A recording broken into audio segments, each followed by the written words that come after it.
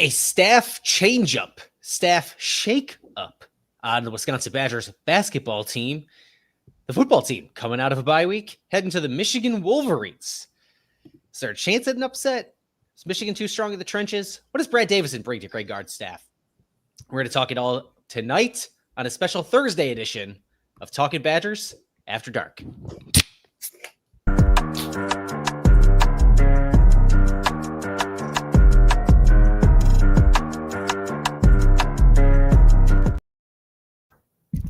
It is Talking Badgers After Dark, powered by BadgerNotes.com. I am flanked by my two favorite gents on the wing tonight as I am rocking at center.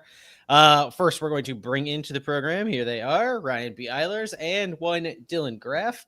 Fellas, how you doing this evening? I'm doing all right. How you doing? Not too shabby. Sitting at the illustrious Hyatt Place. You know, it's good. Drinking a Kirkland Hills style lager. It's a good evening. Say, hotel vibes are immaculate. I'm saying, I saw that. I said, what is happening? You got a casting couch set up. I was about to say, I said, what goes down with that yellow pillow? Oh, all right. We are already off the rails. I will have to give the disclaimer here that one Brandon Cooper, one Frozen Pizza Cooper, will not be joining us tonight. He is unfortunately behind bars for the time being. So if you would like to support this program's efforts to bail him out before the show next week, hit the like button, hit the subscribe button so we can afford to do so. Fellas, the Wisconsin Badgers head to Ann Arbor, Michigan this weekend for a Week 5 matchup as Luke Fickell attempts to get his first win over a ranked opponent in his time as the Wisconsin Badgers football head coach. It's a battle of, strength on strength a little bit here. A really dynamic run offense for Michigan, a really solid run defense thus far for Wisconsin, not just in raw totals, but also in yards per carry. They have been stuffing guys. Dylan, what do you see out of Michigan in this Wisconsin matchup that is upcoming? Obviously that's going to be the biggest narrative there is like, can our run defense, which ranks first nationally right now, are they really an elite run defense, or have they just not had a need to be tested? I think that Michigan as one of the top rushing attacks is obviously going to show us. I mean, I feel like every opponent to this point have found the ability to push the ball downfield, and it has kind of alleviated the need for teams to establish the run. I do think that Wisconsin, one of the things that they fixed this offseason it was very intentional that I believe in at this point, are kind of the people that they plugged into the front seven there. I think that they do have, the legitimate depth that they talked about during fall camp. I mean, they've been able to roll in quite a few bodies. Dylan Johnson is at this point, the sixth man in. Like a year ago, he was kind of effectively like the fourth, and even then, wasn't probably ready to be seeing those snaps. So I believe that they're going to be able to contain them on the ground. I don't think I would be stunned if the Badgers were not going to allow a season high in rushing. And for whatever that's worth, so far that's only 74 yards, but I would be stunned if I think they contained Michigan to under 100 yards rushing. I mean, they've just been an explosive running attack. And,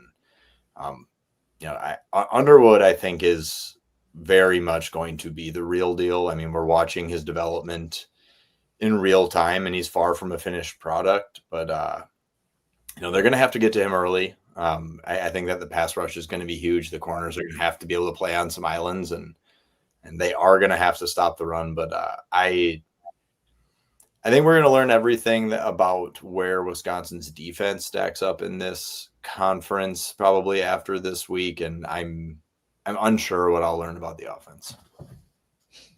Ryan? Yeah, I think I'm going to have to agree with you. A lot of what you said about the run defense, that's where my eyes are peaked at. I had dropped something on X yesterday because I was kind of thinking about the matchup of the game and what could realistically, because everybody knows I am Captain Optimist. So I'm like, what could we do to be successful against Michigan? So I said, let me just dive into numbies a little bit. So yes, we are number one in rush defense. Michigan is ranked 6th, and just for future thought, the next 4 games, because if you look at this, the season is like a trimester.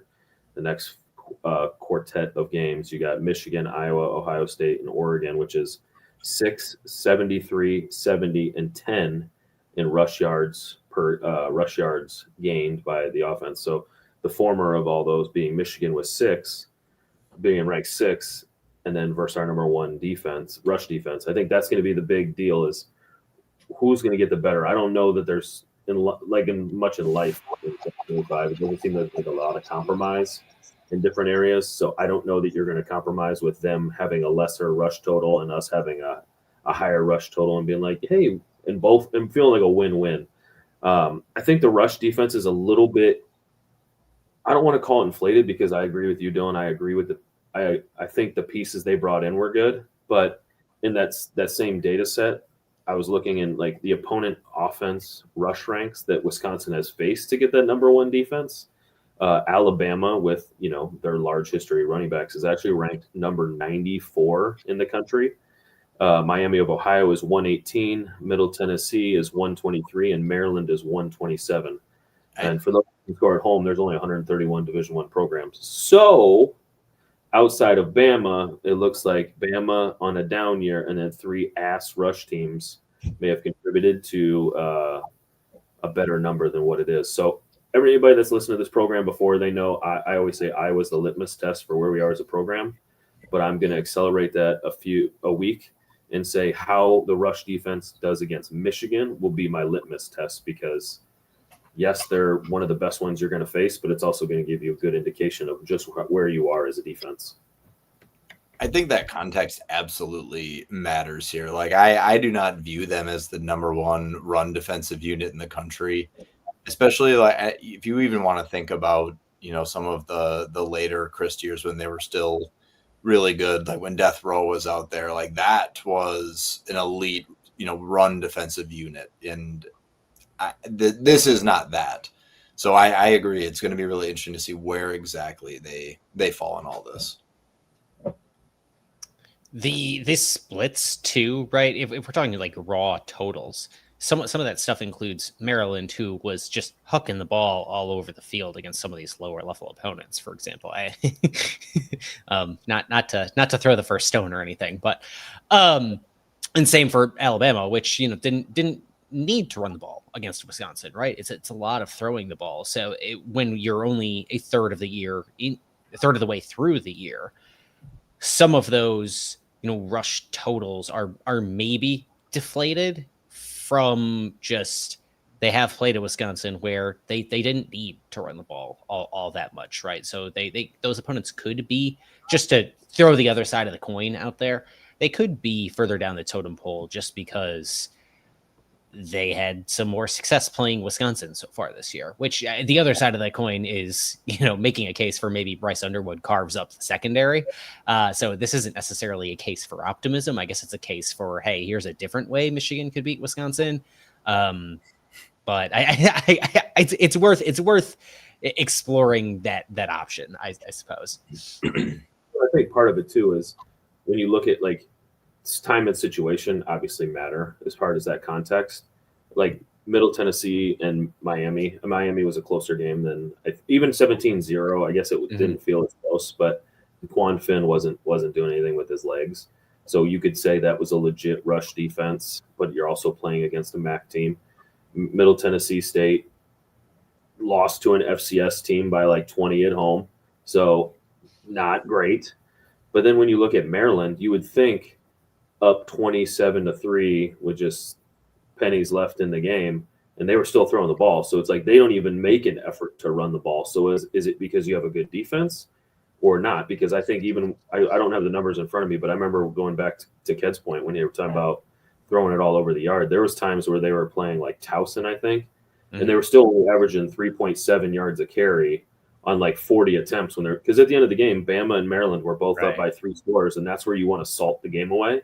Right. So did we benefit on knowing they're trying to run the ball without going back to like Ked said about the splits? Like when did Alabama's run? When did Maryland's runs come? Like were we stopping in the fourth quarter when they're just trying to salt the clock away? I guess.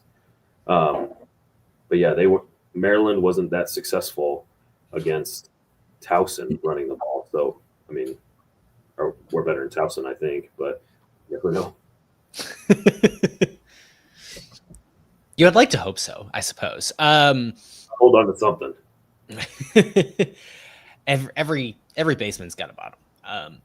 So as Wisconsin heads out to Ann Arbor, there is kind of this lingering question about Nyzier Fortgreen, which I kind of want to just explore for a second here, because we have been talking about the secondary over the last few weeks and how they have looked quite porous, and maybe it does come into play this week as well. Nyzier traveled with the team to Alabama, something that was shared by Colton Bartholomew of the State Journal today on the website formerly known as Twitter. I don't know if anybody else had noticed that before. I certainly hadn't. So I guess there's a possibility that Nyzier travels with the team to Michigan in the hopes, if you are him, that you get a favorable court ruling between now and kickoff. So sometime on Friday. Is there, like a general sense between either of you that like this team is a Nyzier Fortgreen away from being a average pass defense, maybe? I think for myself that I would be more willing to buy into that if Preston Zachman was also healthy. I think that I could believe in the sum of all of those parts without Preston Zachman, who it does not sound like he will be back anytime soon. No. Just kind of the way that Fickle was talking about that. Now I would say I don't think that they are a Nyzier Fortgreen away, but I do believe that if he was there, Preston Zachman was healthy all from the very beginning, I do think this unit would have been a lot more impressive. Yeah, I think at this point he's just, I don't want to call him a mascot, but at this point he's just kind of like the elder statesman that they just bring on the road. I don't know if it necessarily hit. Like I did see him I think on the game, showed him on the sideline because I just saw a 3 in a jersey with no pads. Like, so I noticed that he was there. I didn't know that. I didn't know it was like, was he there gate? But I think it's just notable. I think it's just notable because at the time he's not eligible to play, right? So when they travel on a Thursday, it's let's bring him along in case you get a favorable court ruling on Friday, and then all of a sudden he's there and can suit up instead of trying to put him on an overnight flight or something like that. I just think it's a little interesting piece of the puzzle here where they really are still like just hoping, waiting on pins and needles to have him. Yeah, but I don't even know if it's that. I think even if he was suspended for the year and like it was for whatever, like it's Rico and a bunch of freshmen. So it's like they need somebody other than Rico to like be there to like give guidance, be the old guy in the room. Like even like I don't know if Zachman's traveling because his injury, but it's like he's still in the meeting rooms. He's still working with Matt Jung and Trainer and Austin Brown. Like he still wants to be that old head in the room helping him out. I would just be more like, was Nyzier getting walkthrough reps the day before the game? Because I know they were big on getting them some 1 reps. So like, is he walking through like the conference ballroom where they're doing walkthroughs and getting some 1s? But I don't know. I just think he's kind of at this point, it's just, you bring like 75 staffers anyway. What's 76? They all share a room on the road. So it's like, he's probably just big bro to Emilio and some of those younger guys in there. Come to the sideline, can they look at because they got the mics now. They can look at iPads on the sideline. I haven't noticed, but can they look at film on the sideline or go over? I can't remember if college. I don't remember if that. I don't. All these rule changes over the last year. It is between that and like I do struggle to keep them straight sometimes. But I think it's helpful. Like Emilio can come to the sideline and be like, "Hey, we were in quarters in this. Like, why did you go to this?" Because Nyzier knows the playbook, so it's like he's kind of like another coach that instead of going to go talk to Paul Haynes, you just talk to Fork about it.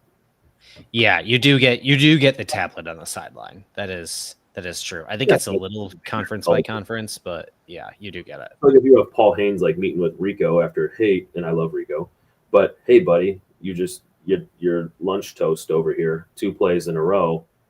coach can talk to him, and then Forkerine can talk to Emilio and kind of be like that unofficial grad assistant because he can't play. So I guess that's the best way to kind of look at it. Instead of looking at him as Stafford, he's like an unpaid. Well, he's definitely paid. He's a paid grad assistant at this point. I mean, is he though? Like a lot of those contracts come down to actually playing in the games, or but he also does have NIL endorsements outside of that. Like the NIL stuff to me is just so wishy-washy. Like with rev share and all that stuff, because is it tied to playing time? Is it tied to performance? Like you'd like to think so, but also he's going to have a scholarship. He gets travel. Like you're kind of getting taken care of. It's not like, he's not booking his own Southwest flight or, asking for the per diem. So, I mean, he's still.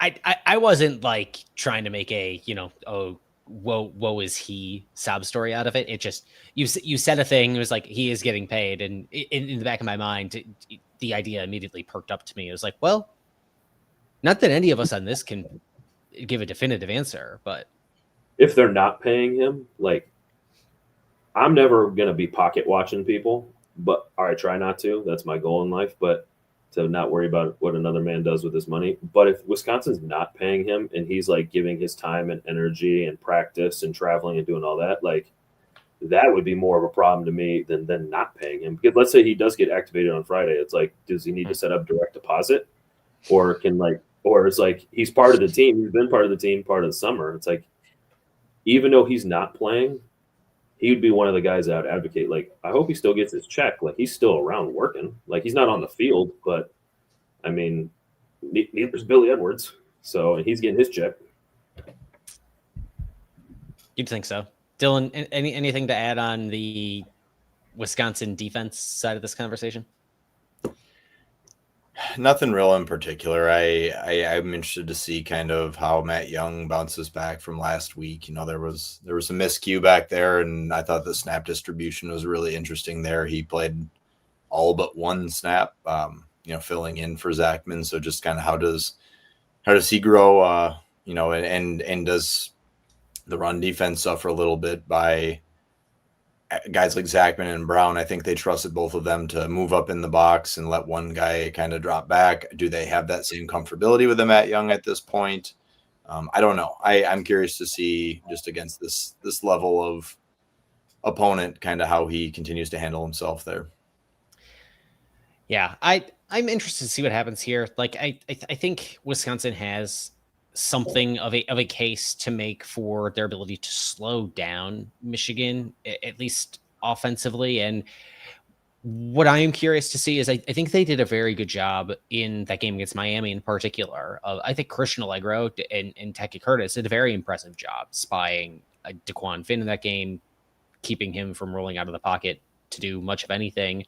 I'm curious to see how that translates to a Bryce Underwood, given we've already seen those guys at that position have some success in doing so. I'm wondering, against a guy with maybe a higher ceiling and frankly, maybe better right now, what they can succeed in doing there. But on the opposite side of the ball is I think where Wisconsin has bigger question marks, believe it or not. The Wisconsin offense is not a well-oiled machine at this point in time.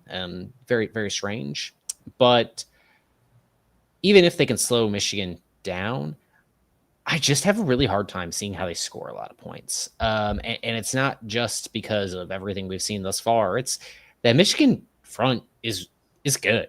They can push guys around in pass protection a little bit, but they also, like for Wisconsin having one of the best run defenses in the country, I think Michigan is 6th or 7th by yards per carry allowed. And it's not like Wisconsin's had a ton of success running the ball either. Dylan, do you have a positive case to make for how Wisconsin puts points on the board in Ann Arbor on Saturday? Boy, that's they're asking for a deep pull there. I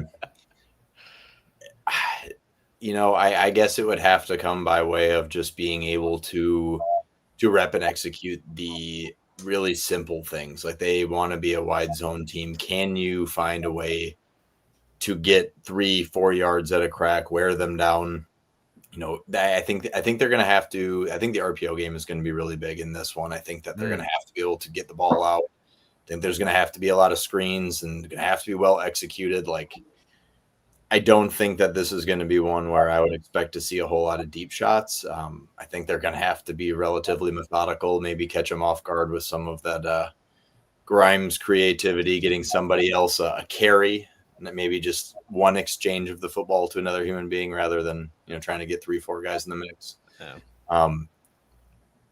It's just really hard right now, and I'm not trying to to shit on them because these are how many guys on that are going to run with the ones this coming week. We're not expected to play major roles coming into the season.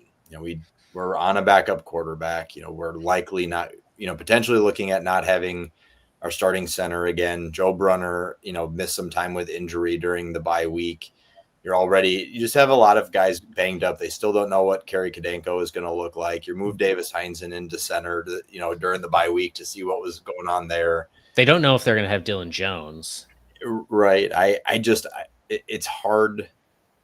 It's just hard to see how things are going to execute when they're not even quite certain at this point who they're going to have to line up. And I think that makes it really hard to game plan. And I say that as a staff that I don't think has ever particularly impressed me with their game plan out of the gate when they have known their preferred starters. And so I really don't know. Quite frankly, I think if Wisconsin is going to have any prayer, they're going to have to score first and the defense is going to have to show up. Like, to me, this is going to have to be kept under a 2-score game or something. It's going to have to be like a 14-10 win if they're going to pull this out. I just don't see a world where the offense produces 3 touchdowns. I mean, you're making me sound like Captain Optimistic here, but I just have this weird feeling, and I'm not going to say they're going to win because I'm not that delusional. I don't need a 72-hour cycle, but there's just something about when I don't know how many times we see it on game day, or like I'm literally watching the 49ers and the Rams right now. The 49ers just have an absolute dead roster and they're up 20-7 right now. Like, how is that even possible on the road? Everything with the Badgers seems like, hey, they're just going to absolutely get their teeth kicked through the dirt. That it's like, maybe this would be, and I know I've said that a lot over the last, They've given us a few opportunities to have that belief. Yeah. I don't know. I feel like I'm not ready. And I kind of gave up on Longo in 2023, but after the Indiana and Northwestern game, like, I think you need at least 7-8 games to kind of see, like, is it taking? Does it look right? It has to get ready somewhere. And it's just like, I'm not going to say that, hey, they're going to figure it out against Michigan. But you do have a freshman quarterback that hasn't really, I mean, I know they played Illinois, or is that who they played last week? And Burt has a good defense. Is that who they played? Who, Michigan? Yeah, who they played? They played Nebraska. Right, Nebraska. And They played Nebraska and sacked the quarterback 7 times. Yeah, so I think this is going to just saying. It's I think it's worth noting. No, it 100% is, and it's just like Wisconsin probably should lose like 35-0, but it's like that just feels too easy. I feel like this is gonna be one of those ones where it's like, oh yeah, see, Fickle, he can't get it done. He's gonna be 0-9, and then we're gonna be in one of those Oregon, Penn State, Ohio State games where it's like, how is this team in the game with the number 1 team in the country with Braden Locke? It's just like, I have a feeling it's gonna be like one of those because it shouldn't be, and maybe I'm like Uno reversing myself into believing that. It's just Underwood, he is a true freshman. I watched the Locked On Badgers with Ryan Herrings, and he was talking to the Michigan guy about, he's having a hard time with his RPO reads, and it's like, if they can devise any kind of like stack the box, take away his options, and then play somewhat coverage, like just not giving up like shots, make them dink and dunk all the way down the field, I think they would have a chance. But if you're just getting gashed in the run game and the pass game, it's going to get really ugly really fast. It does feel a little bit to me like maybe this game is closer early and maybe even a 1-score or a tie game at halftime. Like, it looks gross.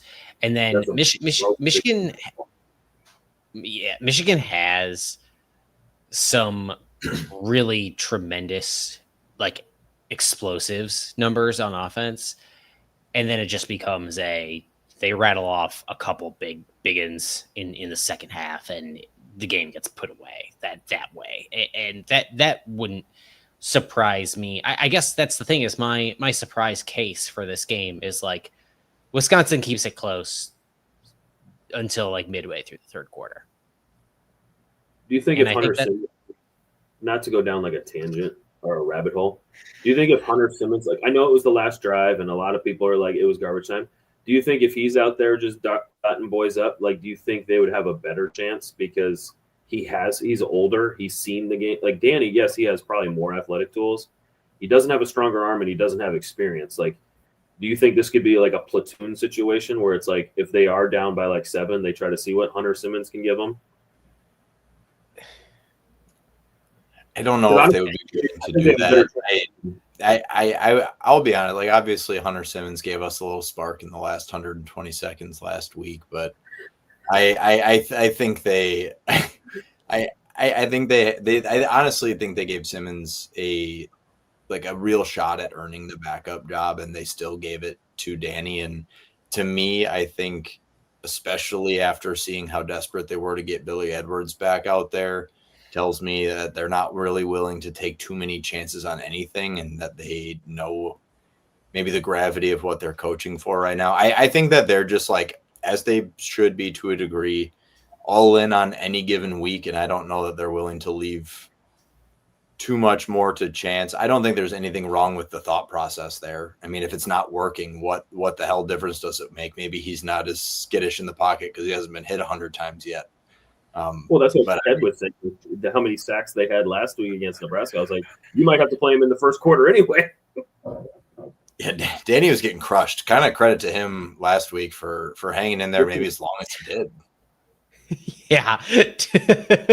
Dylan was sharing around to Seamus and I earlier in the week some photos from a photographer that we're licensing from, and Dylan just sends like 6 pictures of Danny O'Neill just getting crushed over and over and over again. His helmet off half the time, like.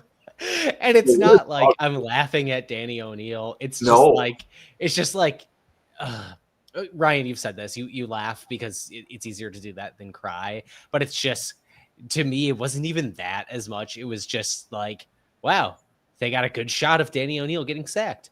Oh, another good shot of Danny O'Neill getting sacked. All right, we got a great binder put together here for whatever happens next week at Michigan, I suppose. Yeah. Yeah, you get like child endangerment charge. I mean, he's over 18 now, but you can get child endangerment charges. You send those pictures to the authorities. Child abuse. It's been rough, and I don't know, Dylan. I think you bring up a good point about maybe Danny is a little bit skittish, and I agree. I don't think that he has found early in the year. I think it was clear if you go back and watch the Miami game. He holds on to the ball too long. Or he's just weird about taking off and running. Either he takes off and runs too quickly, or he holds on forever and gets crushed. And he's had a really hard time finding that middle ground. And as much as I would say, with a banged up offensive line in front of him, maybe you want more of a mobile quarterback to handle that than a Hunter Simmons can give that offense. Danny is. It's been a wild card of outcomes every drop back, and some of that is on him, some of it is on the guys around him, but you feel for the guy because he's putting it all on the line every down. Going back to the what I was laughing at before, he's putting it all on the line every single down, and it's not going his way so far. I really do feel for him. I think there is some talent there. I do. Yeah. And it's maybe the same thing that I had said a week ago about Darian Dupree and Dylan Jones, is that I don't know that we get to like accurately assess what it is they're capable of. Their development, I'm not going to fully say has been stunted, but like, I don't know. I just feel like we haven't got to see the full scope of what anyone is fully capable of. And not to just continue to beat a dead horse, but what offense is going to function without an offensive line that is competent? And we play in one of the two best football conferences there are, and there are not a lot of weeks off. So it's tough to figure something like that out on the fly. And it's just hard to really get a good read on who they are, what they're capable of, if all things were equal, because they haven't been. Yeah. Does anybody else have burning thoughts on this football game? Like, because I'm kind of out of them. Been sitting on it for a whole week, and I definitely have burning thoughts about position coaches. I think that with the bye week and the self scout, I think this is where you have to show your substance and your employability for 2026. Like thinking about, we've beaten that dead defensive horse about, this, that, or the third. But I think on the offensive side, like I'm struggling with the court. Like what you were saying with the quarterbacks is 100% right. Like, yeah, the offensive line is bad, but like other players have had bad offensive lines and made it work. Like Billy Edwards looked way better last year at Maryland, and people say objectively that line was worse, and he can't fun. So for me, what I'm going to be looking for outside of what I was talking about earlier with the rush defense, the thing that I'm going to be watching is like the position coaches. Like what can Coach Blazek, the offensive line coach, what can he get out of moving his pieces? Because like right now, it just seems like he's just throwing darts at the dartboard, and it's like he's trying to find his best five, and I don't even know if he has five. So that seems to be problematic. And then like with Guyton, like Danny's been playing since Miami, and like what you're talking about is like, I mean, we even coach this at the youth level. Like we literally have 1-2 reads for our 7th grade quarterback. When you watch Danny do what he's doing, like we see it at the youth level, and 100 out of 100 times is because they don't know what they're doing. It's not necessarily because of the line. Like you're breaking down and running because it could be partially because you don't trust your line, but you got to make plays with your feet because you don't trust what's in front of you. You don't trust that the guy is going to be where he's going to be. And when he's late in holding the ball, he doesn't trust that receiver is going to come open. He doesn't trust that they're going to run the right depth. So a lot of like the holding the ball and running around, and like the biggest thing that drives me nuts is the drifting in the pocket, because the tackles have to create the width, the center and the guards create the depth. And when you are going so far backwards, like your tackles are pushing you into sacks. Like you're pushing yourself into sacks. So I think he's kind of running out of, sometimes I've seen like, even just watching him live at Camp Randall, like a lot of times he's kind of escaped the clean pocket. Now, not all the time, but so what I'm looking for, long story short, is I need Guyton to really, over this last week of they say self-scout, I need to see him help Danny improve techniques, tendencies, assignments. And if it's too much for him, like just, you got to dumb it down. Like if Grimes' system is too hard that he can't process, and it's no fault of him. He's a redshirt freshman. It's his first year in the system. Most quarterbacks in complex systems take 2 to 3 years to know everything. But if you're expecting him to have like 2 reads and all this, like you don't have the line for that. Like we got to have a couple reads, balls there, or it's not, or I'm taking it off, or I'm finding a check down. Like that's at every level of football. Like you got to have your hots, you got to have your dumps. Like, and if Guyton can't figure that out, like I am concerned about his employability in 2026 if we can't get even just, I don't even want to call it mediocre, but if we can't even just get like mid quarterback play in Big Ten play, like Carter Smith is going to come in and just all of a sudden going to change that, or a rent a quarterback next year from the portal is just going to change that. Like that's what I'm looking for. Is position coaches to step up and show us why they should be on the staff. Dylan, thoughts? If you have any. I don't think I have anything new to share. I'm looking forward to seeing them come out of the bye week. Praying to God we see them play with some heart, try their best to start fast. Love to see them strike first. See what that level of confidence might do for them against a higher ranked opponent. It sounds like I just hope both teams have fun. Okay.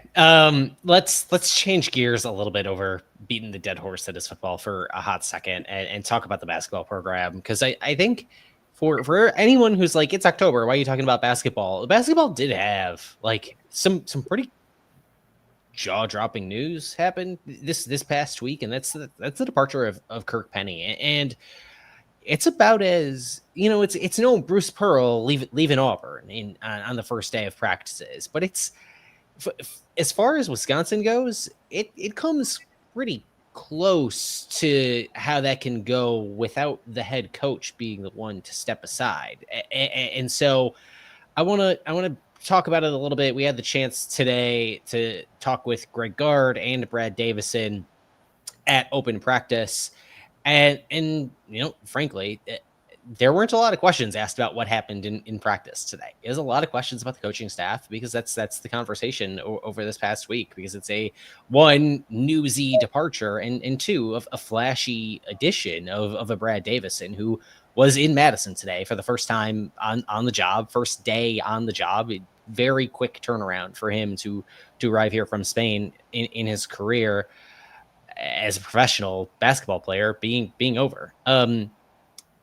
But let's start with the Kirk Penney of it all. And he leaves after one part-time season on the staff, one full-time season on the staff for Kirk Penney, during which time he brought the tempo of Wisconsin basketball to by adjusted tempo rankings at KenPom, and I think the raw number as well, an all-time high. Back-to-back top 20 offenses in adjusted offensive efficiency per KenPom, the first time in the Gard era. Bo Ryan did it in the back-to-back Final Four years, only one other time outside of that. When Wisconsin in 2023 had its down year, finished 140th in KenPom, and then jumped all the way up to 17th. That's the highest jump in adjusted offensive efficiency rankings since before Kirk Penney was a player on campus. For biggest jump in one season to happen. So Dylan, your initial takeaway to the Kirk Penney departure and where Wisconsin goes from here. I mean, what was your just initial reaction? Because I remember it happening and I was shocked. I was also really surprised by the news, maybe because of the timing of it all. Ultimately, it's a huge loss. I mean, especially when you look at how Greg Gard has built out his coaching staff, and he created a position for Kirk Penney that wasn't even a full-time role 2 years ago when they made that huge jump in offensive efficiency. I think that we knew there was going to be an end date, and for who knew what reason, whether that be him taking a bigger opportunity or just returning home as he is to be with his family. I think everybody understands why he's leaving, but I just, it cannot be overstated the role he played in just changing the offensive identity in this program and leaving behind a system that is, I think, so sustainable that they are in a place to plug and play guys now out of the portal. Last year they averaged almost 91 points a game. It's the most since 1971, led the Big Ten in 3-point makes, led the country in free throw shooting. You already noted the offensive efficiency. They did it with a tempo that they have not played with at Wisconsin that is very clearly appealing to portal players. I mean, a few different guys said as much during their process. Yes, do I believe that they know well enough who they are now and can continue forward and have a ton of success? 100%. But to not have someone who Gard, on multiple occasions lauded as just, the offensive coordinator. He was night and day cooking this offense. There were a lot of different one-liners Greg had, but they were not, his praise was always effusive, and it should have been. And so to me, quite frankly, I understand that Joe Krabenhoft is the associate head coach, but to me, Kirk Penney was the second most important man on the bench. You bring in Brad, and that's it for so many reasons. It makes a lot of sense. And I think that with what little time there was before the season, it's not an assistant coaching role. It's the special assistant. Yes, it is an assistant coach of sorts, but the position was just created and Kirk Penney made it into something special. And so I think that it's just an opportunity for Brad to cut his teeth in this profession. I have no doubt he will give absolutely everything and then some to this program and ultimately kind of find his niche in all of this. Mm-hmm. But anybody who says they know what he's going to be as an assistant has no idea. You know, I think that we can believe in the human being and the player that we know he was not that long ago. But it's a unique trade-off, one where it leaves us with only unknowns. There are no definitives as we kind of transition into the beginning of the season here. Yeah. Ryan? Yeah, it's no doubt a big loss when you look at the grand scheme of things. I think at the end of the day, like as humans, you know, family is over everything. So you understand why he went back. But I like to think that I do not know as much basketball as Greg Gard and those assistant coaches. So I'd like to think that over the year and a half or 2 years that Penny was here, that they've literally learned his system inside and out. I mean, if you want to translate it back to football, we're expecting quarterbacks to understand a playbook within months of being here. That I think in a game that's 5-on-5 and understanding efficiency, I would like to think that Greg and Joe Grabenhoff and all those guys know the offense inside and out. I think the good thing now, especially being in 2025, and having gone through the pandemic and you have all of the technological advances we have now, I think I don't want to say that obviously the net negative of trading Penny for Davison, because you just don't know what you have, the unknown. But if I try to look at it from like an optimistic lens, I think this may benefit them in the long run, not because they're losing their offensive coordinator, but it would be silly to think that he's not going to be watching every single game and like still kind of being a consultant of sorts. Like, hey, I would do this. Hey, I would do like just giving input from being over there. I think he's going to have an access to the Hayden Ball or Hayden old buddy. Got Hayden two guys. Jones, yeah. You got guys in that neck of the woods that he can go scout and recommend and kind of unofficially look at stuff and find more players. And then you bring Brad where he's cutting his teeth. And it's amazing when you bring alumni back home, how much they're going to give to the program. And it's not just a job. Who would have thought? But then he's also from the other side of the planet as well. So it's like Brad is going to know different people in the Spain area, in the Euro leagues, different coaches, different players, different circuits. So literally all around the globe, you're going to have a Wisconsin presence for players, for up-and-coming coaches. Like, you don't think Brad probably played with a guy that's like, hey, this is an up-and-coming coach. If he ever wants to come over and you want to get him an assistant, like end-of-the-bench guy, like this guy knows a bunch of like that is information by the bucket. So I think it's going to stink now, but I think as long as everybody knows the offense that he was teaching and he's still available to like give his input, which I'm sure he was because this is his alma mater, and then bringing in Brad's connections and his ability to connect with the players, because it's not just a bunch of old heads. Like he just got done playing professional basketball. So guys that are on our team that aren't going to the NBA, like he can I don't know. I think it's just going to be a valuable resource, and like not going to pay off now, but in the long run, could end up still keeping the arrow pointing up, even if it doesn't necessarily provide immediate dividends. Yeah, I think there's something to be said for just Kirk Penney giving an immediate shot in the arm to this basketball program, and how, you know, it's not that it's a dosage that's needed over and over necessarily. When we talked to Greg Gard today, he had said, you know, Kirk was needed here, and they had talked in the past about how this was part of the conversation Dylan and I had with him a year ago, was he kind of just showed up, was on campus, came back to check things out, you know, catch up with the guys, catch up with the staff, and then all of a sudden Greg's like, well, would you want a job? And it just kind of happened. And so maybe there was inevitability to this at some point. And no, you probably don't imagine it happening just before the beginning of the season. But one of the things Greg said today was that he was shocked at how quickly he helped them to make such significant changes to the offensive scheme. And they feel very comfortable running and executing that scheme, which is quite different from, you know, what they had been doing two calendar years ago. And I think there is something just to be said for he came in, he did a job, kind of like an ad hoc project, and felt that he had left the program that he wanted in a better place. And now here enter Brad Davison to do kind of the same thing. Dylan, I don't want to speak too much about that without letting you chime in as well, because I'm referencing a conversation you and I both had with Kirk Penney. I mean, what do you make of that assessment?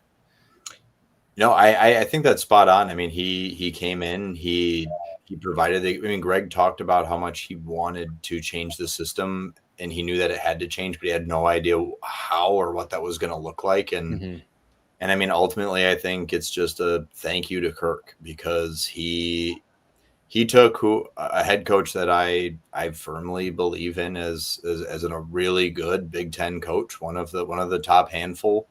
And he gave him that direction that he was looking for. And I think that it's even more important now in a different way in the portal era that they have this identity, because year over year, you don't know what your roster is going to look like. You can recruit high school guys, you can put them in position to be on that trajectory at Wisconsin to build around.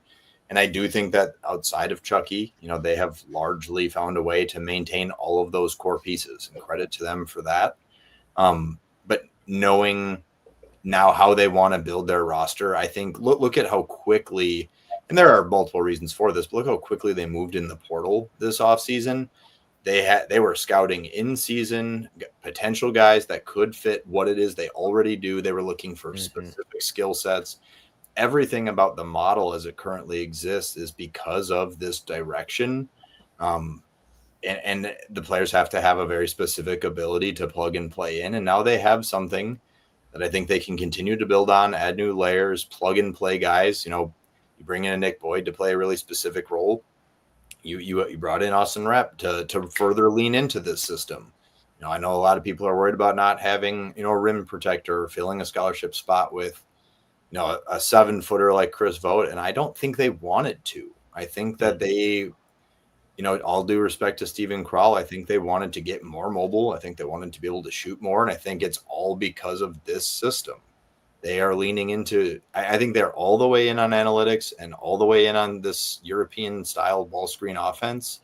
Thank you to Kirk for that. I think that he gave them the bus. He didn't drive it, but he gave them the entire bus. And now it's on the rest of them to continue driving it. And I agree with what you guys have said about Brad. I think that he doesn't have to replace what Kirk did. I think that they retained enough of what Kirk did, and we've seen it in practice. I mean, they've won 49 games the last 2 years. That's not nothing.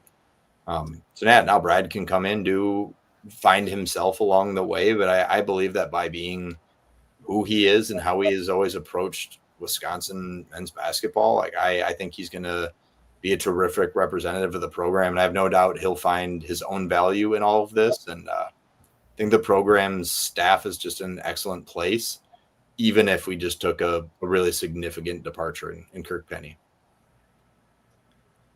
I think that there is some muscle memory to that in that offense. Also, just from the players that they're recruiting. You mentioned the turnover from Steven Krall to Austin Rapp, who's probably a better fit in this offense. And we got our first eyes on Bielskis today, who is here now after playing international ball during the summer. We didn't get to see him in the summertime, but he looks like a natural fit in this offense. And after practice today, Greg Gard said as much. And it's some of, what you said is this European ball screen stuff. And Greg Gard said, you look at a guy like him from where we recruit him from, Bielskis, and he's going to play above what you expect from a US-based freshman, because he's been doing this stuff since he was 12 years old. And one, it gives me confidence that I'm pretty sure he's going to be the first big off the bench. I think I feel pretty confident in that, but it's October 2nd. Let's not hold me super accountable to that, but hold me accountable enough.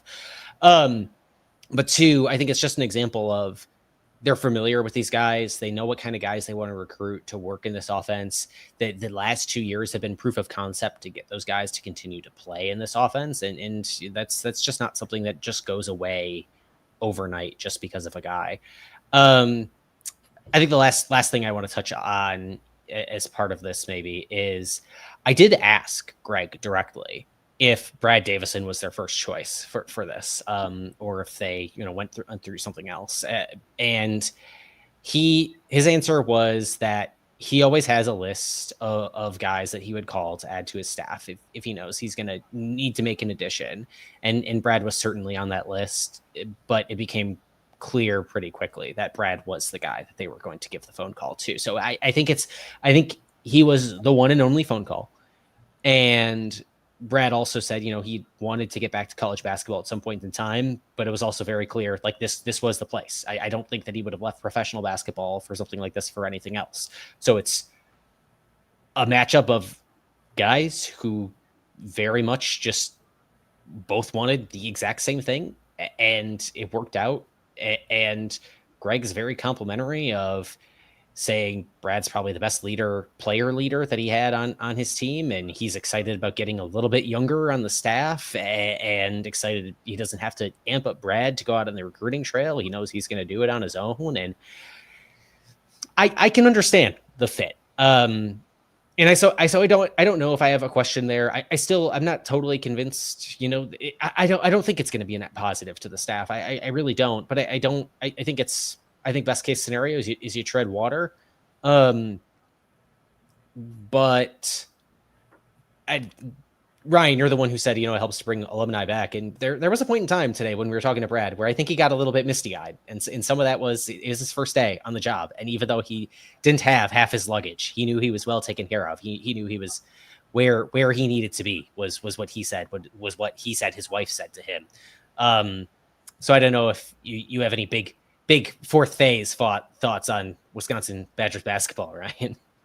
Well, there's something intriguing, but it brings intrinsic value that you can't put a number on. That it's just like, those, like you're talking about with losing luggage, like you got a guy that loves this place. It's like, it's a lot easier to sell a product that you love. And I think the kind of part that, not necessarily fourth phase, but I wanted to come back to the point where you were talking about proof of concept.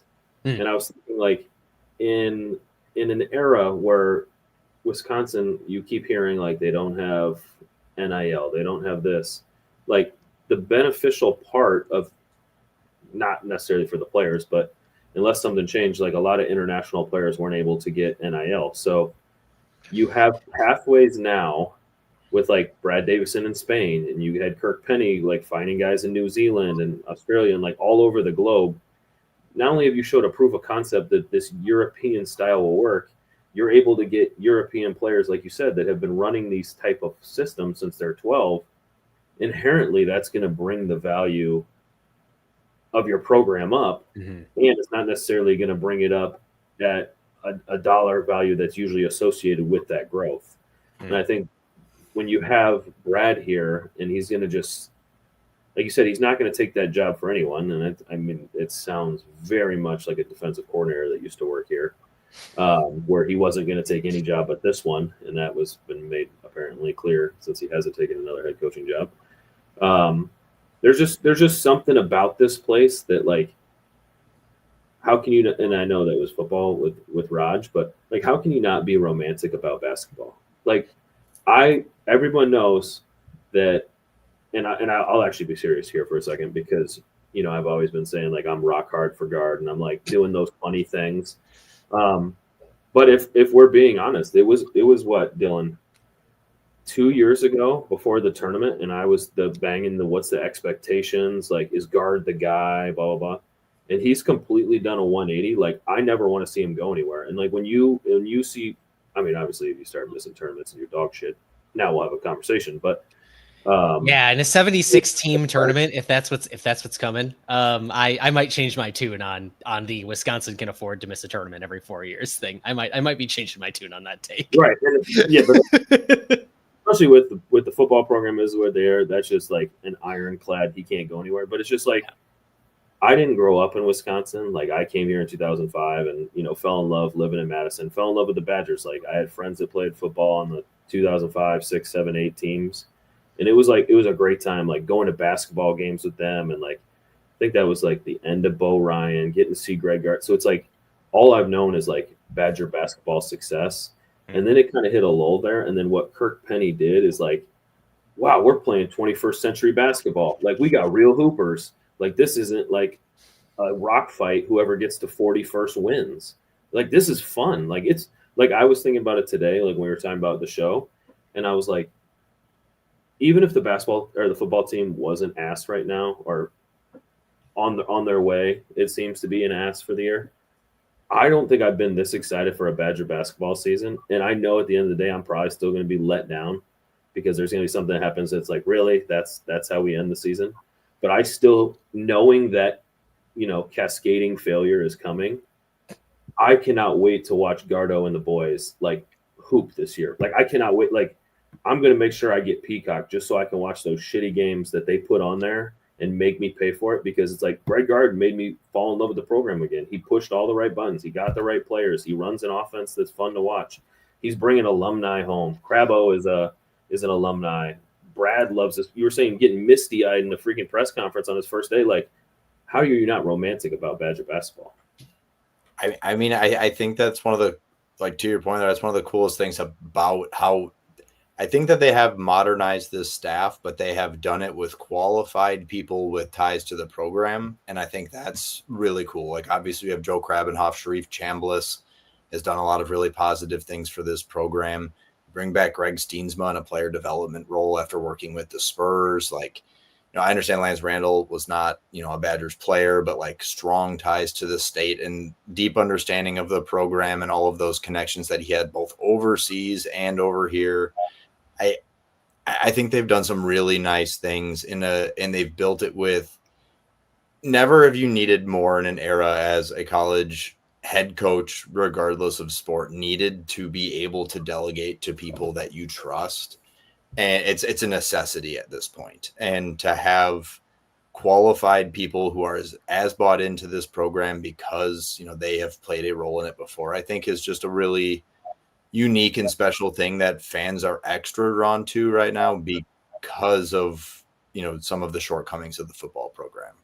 But I have a lot of value in how Greg has done things and evolved over the years, and know it has not been perfect all the time, but they've taken massive jumps. And I think it's a program that we can all feel proud of and feel good year over year that even in this era that they've earned the benefit of the doubt from the fan base. They've got enough goodwill to show that they can change and they're willing to change. I'm in the same boat. I'm always excited for Badger basketball, but I just year 3 of this kind of transition, I think that they're essentially going to be all in on what they have here with this offense, and it's really exciting. It's definitely just a fundamental change in where they're at now, and I'll leave this in just a moment here as we sign off. But Dylan and I will be at Big Ten Media Day next week in Rosemont, so we'll have plenty to talk about after that. We'll probably try to do a little wrap-up show from just little nuggets and stuff we get from there as a whole as we sprinkle it in moving forward. But yeah, this is Talking Badgers, powered by BadgerNotes.com. You can follow the show, youtube.com/@TalkingBadgers. To show your support to Kirk Penney, hit the like button, hit the subscribe button. And Ryan, you got into this, and look, there was certainly a like downward trajectory to this program. I think you could very reasonably say, without much of an argument against, not too many years ago. And I think Kirk Penney has fundamentally changed that. And as he exits, Wisconsin certainly has a challenge on their hands of making sure that things continue to head in the right direction. I know lots of fans want to see this program get back to a Final Four, and I understand that. I understand that there are lots of fans who put a lot of expectations on the tournament, on March Madness, and say, that they haven't gotten back to a Sweet 16 in long enough time, and I understand that. I also think college basketball is a marathon, not a sprint. And if you live for college basketball in March, you should live for college basketball in November and December. Regardless, they are on a glide path now to where they are much more likely to make Sweet 16 today than they were 2 calendar years ago. And so in honor of what Greg Gard called a legend of the program. It is Kirk Penney, two-time, first-time Big Ten honoree, the architect behind the offensive revolution of Wisconsin basketball, a four-time champion in four different professional basketball leagues, a Final Four participant under one Dick Bennett. Yeah, you can't say enough about one Kirk Penney. Toss in a two-time Big Ten champion in there as well. That's it for Talking Badgers on Wisconsin.